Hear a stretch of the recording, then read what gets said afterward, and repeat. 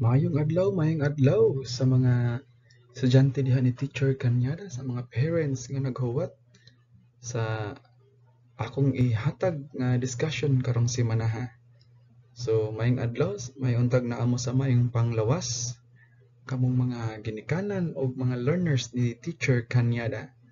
So, nanasad ko, maghatag na sad ko ninyo og gamay nga kaalam sa mathematics.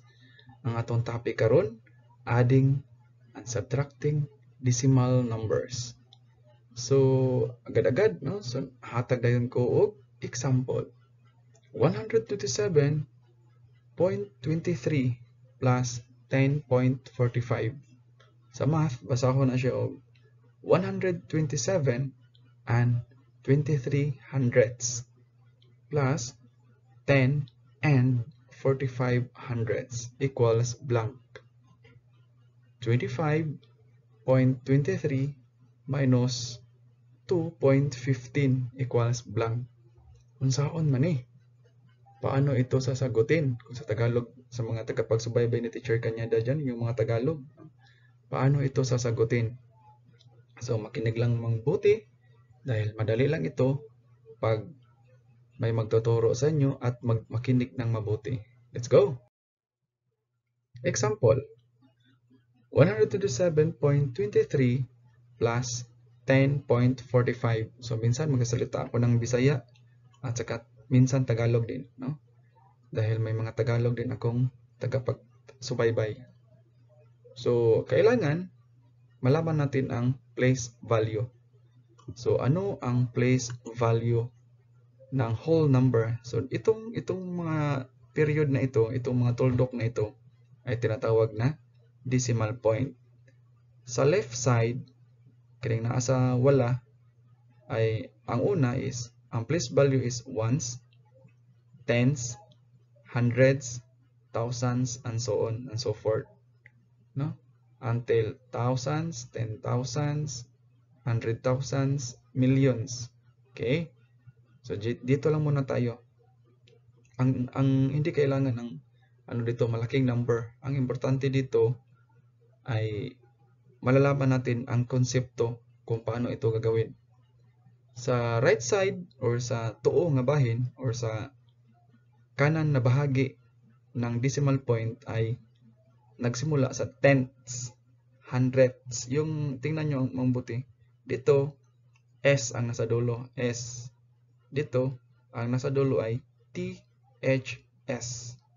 So, kaya ito tinawag kanina na 23 hundredths. Dahil ang basa nito is normal nga pagbasa plus the last nga place value. So, ang basa nito is 127 and. So, ang decimal point ay binabasa na and. 23. Tapos, ilagay mo itong place value sa huli, hundredths. Halimbawa ito, 10 and 45. Tapos, nasa huli ang hundreds. So, idugtong mo lang dito, 45 hundredths. So, ganyan ang pagbasa niyan. So, ganyan din ang place value. So, dapat, ang pinakaunang tingnan nyo ay naka-align yung place value. Yung place value ito, yung nasa itaas. Yung mga lugar kung saan nakatayo or nakastay ang isang numero. So, dito, sa solution or sa papel natin, lagyan natin ng ganito. 127.23 or 0.23. Yan, no? So, itong nasa ibaba, dahil ano to, tingnan natin, addition to. So, addition to, kailangan yung tens, tingnan nyo, yung tens, naka-align. Tapos, yung ones, naka-align. Tapos, yung decimal point, naka-align yan. Yung tens, yung hundredths. Hindi pwede itong numero nasa tens, ilagay mo dito sa hundreds, or itong nasa ones, ilagay mo dito sa hundreds. Mali na yan. So, kailangan kung saan sila nakatayo, no, lugar or place value, doon mo rin ilagay. Kung sa Bisaya pa, itungod og maayo ang kada place value. So, okay. So, plus yan, huwag kalimutan ang plus sign. So, i-add siya as normal nga procedure. Kung mag-plus ta og numero, ordinary procedure. 3 plus 5, 2 plus 4, 7 plus 0, 2 plus 1, bring down 1 kasi wala siyang numero dito, pwede rin mo itong lagyan. Kung maganda tingnan kung may numero sa baba, pwede rin lagyan. So, 1 plus 0, 1 pa rin yan. Huwag kalimutan, itong decimal point na ito, dapat ibaba mo na tungod jud. Nakuha? Okay, i-resolve itong mga scratch ni sir. Okay, so marang nasa para lang pa rin tayo, ano? So, iyan, paano mag-add ng decimal numbers. Paano naman kung mag-subtract? So, ganyan lang ang paraan na mag-subtract tayo. Let's go! So, final answer na yan. Example sa subtracting decimal numbers. Katulad pa rin kanina, pareho lang sa atong gibuhat ganina, ang kining mga numbers atong ibutang og place value. Yan. So, pwede rin sa scratch paper, pwede rin kung na-memorize nimo ang place value, pwede rin idiretso sama ani. So, again, ang decimal point itungod, ang 2 ug 3, ang 1 itungod gid ang place value, tarungon pagtungod. So, kuha na nimo ni, pwede rin ni wala kining table. Dito naka sa solution. 985.23, din itungod sa nimo 162.13. Again, subtraction na siya, tarungon pag minus. Parihara sa pag normal nga minus, 3 minus 3, 2 minus 1, 5 minus 2, 8 minus 6, 9 minus 1, ana. Then, ang decimal point, imura ng itungod. Ana. So, inana ra kasayon. So, what if kung tagaan mo og number nga dili magtungod? Example, 21 minus dire nato ibutang. Example ha. What if inana minus 0.5 na.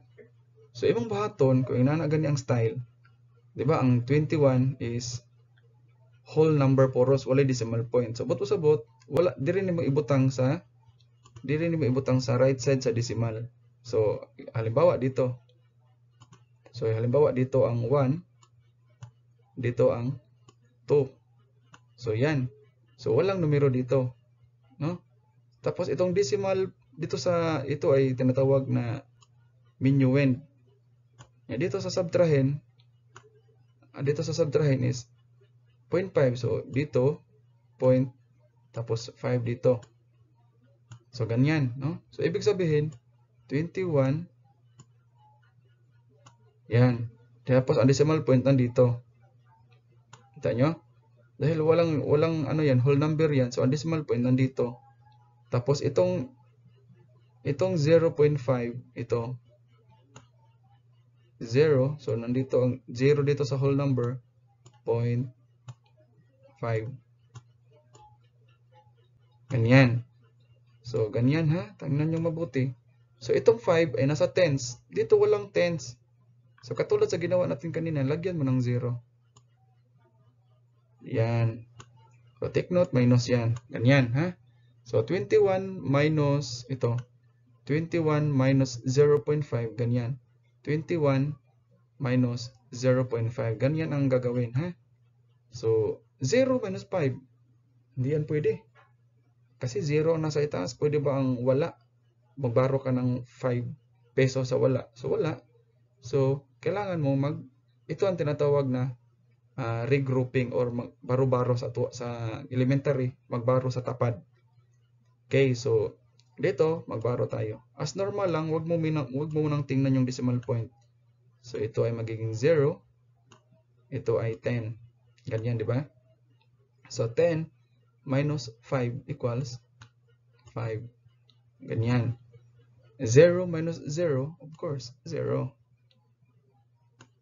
Then, bring down 2. Kasi walang numero na dyan. Sir, lagyan ko ng 0 dito. Pwede lang. Oh. 2 minus 0 equals 2 pa rin. So, kahit ganyan, ha? So, sa ibabaw, importante talaga yan sa ibabaw. Lagyan talaga. Sa baba, pwede mayroon, pwede wala. Tapos, yung decimal point, tungod or ilagay talaga, naka-align. So, ganyan ang pagsagot kung no, mag-subtract or subtracting numbers with regrouping. Dito walang regrouping dito. So sana naintindihan nyo kung paano mag subtract decimal numbers. So gusto nyo pa ba ng another example? So another example. Halimbawa, regrouping na agad tayo, regrouping. So 31.5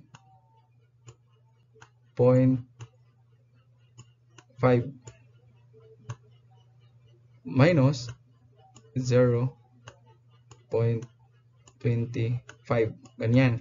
Halimbawa lang ha. Ganyan. So, kailangan talaga i-align natin yung decimal numbers.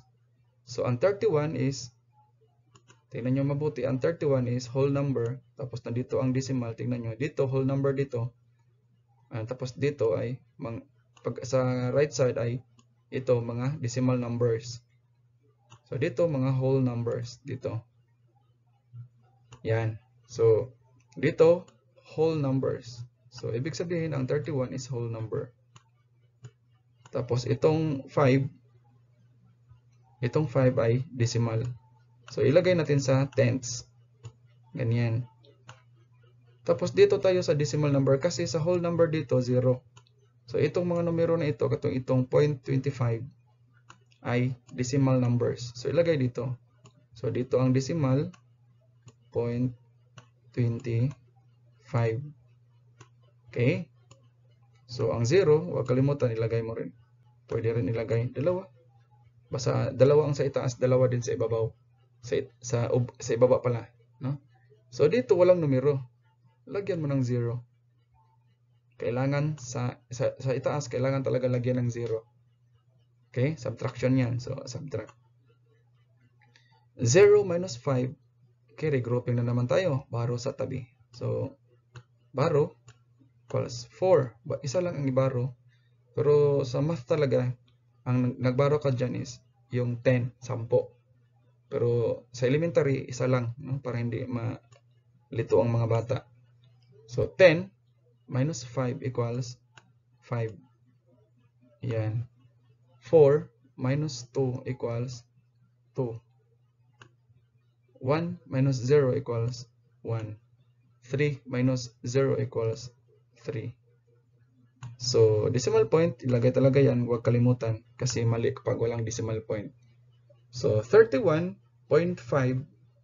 minus 0.5 or sa math, 31 and 5 tenths minus 25 hundredths. So, ito na ang sagot sa, difference sa expression na yan. So, sana may naintindihan kayo kung paano mag-subtract at saka mag-add ng decimal numbers. Kung may tanong kayo, PM lang kayo dyan sa ibaba. Dahil tuturuan kayo ni Teacher Kanyada or pwede kayo mag-PM sa akin. Direct message ka agad para maturuan kayo personally. So, nagpapaalam na pa ako. Kahit nasa bahay kayo, keep safe, ingat, God bless, bye-bye.